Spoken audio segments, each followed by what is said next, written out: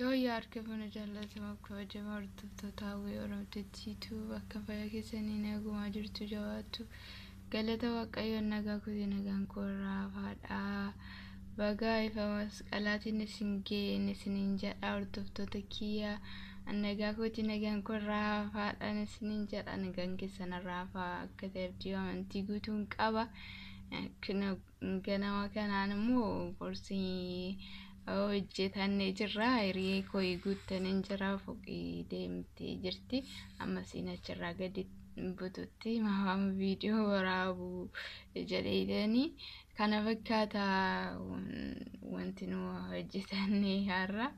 kottaa waamamtaniitu affeeramtaniitu nu wajjin nyaadha affeerraa keenya immoo hinaafuun hin danda'amu.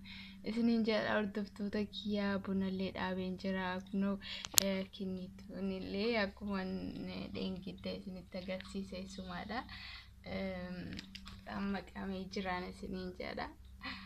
ol dambeeti akkas ta'ee amma reefu gadi galuutti jira isiniin jedha hordoftoota kiyyaa kun akkuma isinitti mul'atu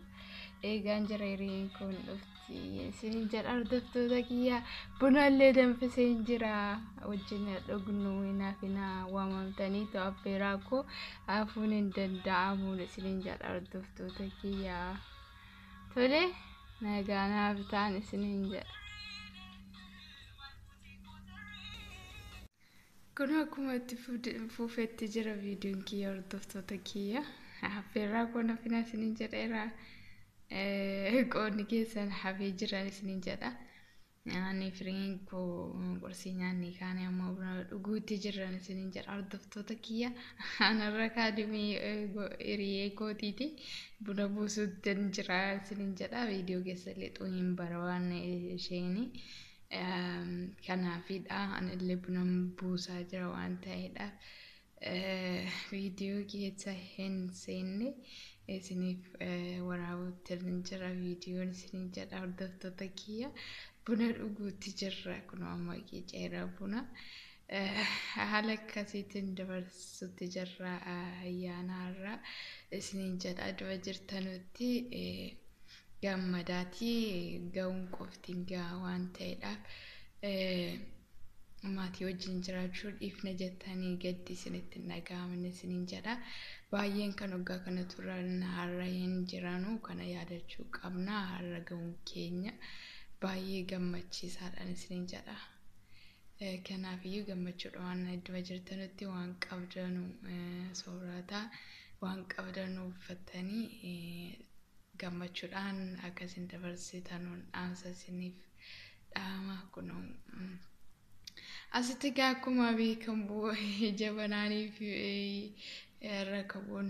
xiqqoo ishii akka biyya keenyaatii miti hin argamu tokkotu turte jabanaan na jalaa cabxe argachuu hin dandeenye ergan tana